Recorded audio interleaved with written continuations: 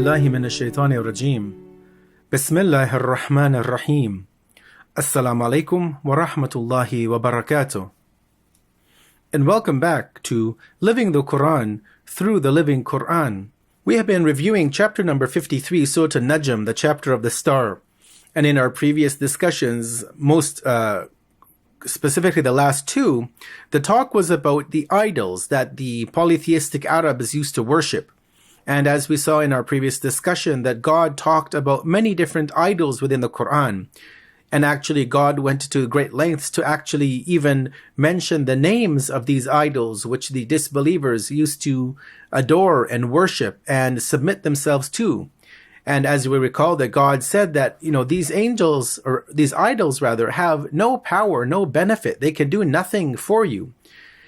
Contrary to God, who has created everything and has the power to do whatever he wants. And we saw that one of the things that the all-merciful God did was to give the Prophet of Islam the ability to take the night journey on the Mi'raj. Today, in part number 6, we want to look at the topic of falsehood. And we would be reviewing just one verse, verse number 23. And as we will see, the commentary from Sheikh Mohsen Qiraati and his Tafsir an-Nur is very brief in this regards. But nonetheless, let us have a listen to the Arabic of this verse, followed by its English translation, and then we'll come back with the points to reflect upon, and some of the takeaway messages that we can hopefully learn and try to implement within our day-to-day life. God says the following in verse number 23 of Surah al-Najm. إن هي إلا أسماء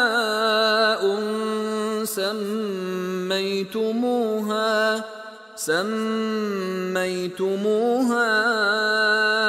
أنتم وآباؤكم ما أنزل الله بها من سلطان إن يتبعون إلا الظن وما تهوى الأنفس وَلَقَدْ جَاءَهُم مِّن رَّبِّهِمُ الْهُدَىٰ. These are nothing but names which you have devised, you and your ancestors, for which God sent down no authority. They follow nothing but assumptions and what the ego desires, even though guidance has come to them from their Lord. Now God uses the word sultan, and the meaning of the word sultan is an authority, and this as it has been used in the Quran. And this is in the meaning of proof and evidence, which is actually the source of domination. The idolaters considered each one of their idols to be a manifestation of a universal action. And so one of their idols was the expression of power, one was the personification of knowledge, one was created, or one was an expression of love, one for anger, and so on and so forth. However, when we look at this in the face of such beliefs, the Quran tells us, and the Quran says, that go ahead and fill your mouths with these names and titles. However, we have to realize that in reality, these idols have no authenticity to them, and these names have no actual reality in the real world. That these were just idols created by the hands, and the names were just given to these idols, but they have no authority to affect change in the world. They have no ability to dominate or overpower anyone or anything, as God says that He has sent no authority to these idols that you worship. And God told these people and tells us that when people worship idols, these stones and these figures made from their own hands, that they follow nothing but assumptions and what their ego, what their passions desire. Even though, obviously, God, as God says that the guidance has come to them from their Lord, but they chose to openly deny and reject the guidance of God.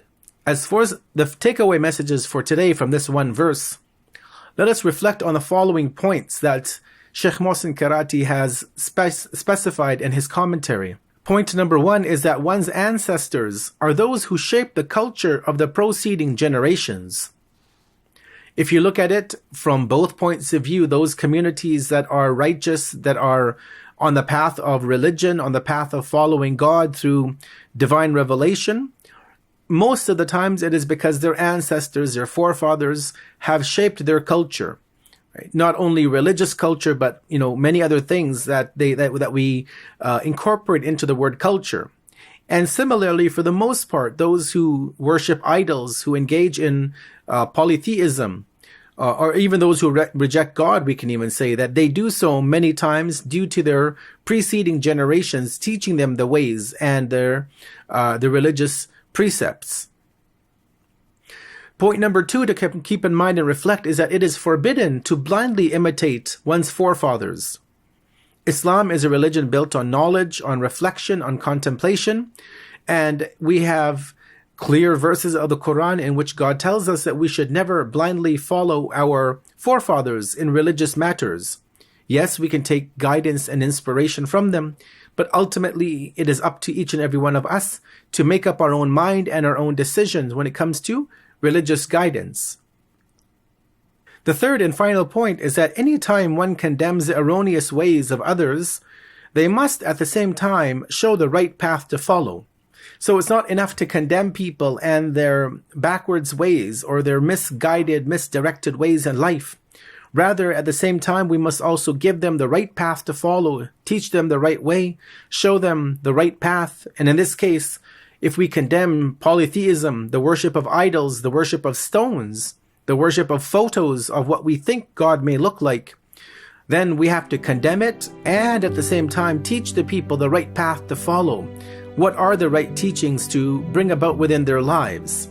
We ask God to allow us to continue to be able to read and reflect on the Quran and to benefit from its life-giving teachings. Wassalamu alaikum wa rahmatullahi wa barakatuh.